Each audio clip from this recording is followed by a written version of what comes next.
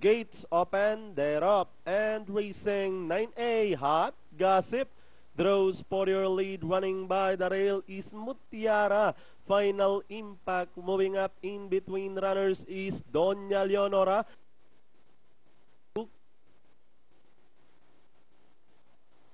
Starlock, New Paragood's Order. Then trailing the group is Fairness as they race towards the last 800. Mutiara in command by Haplank, pressing a party outside and throwing a challenge is the favorite Hot Gossip to take the lead as they race at the last 600.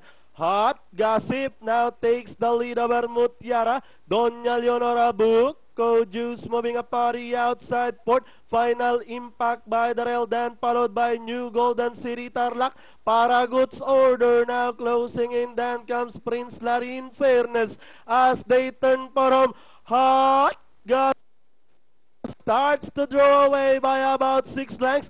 Running by the rail, Doña Leonora Buko Juice in between runners. New Golden City Paragood's Order moving a party outside. And finally at the finish line, it's going to be 9A, Hot Gossip, New Golden City. Then comes Buko Juice, Tarlac, and Paragood's Order for your Pentafecta. Mukhang 93852 ang dati.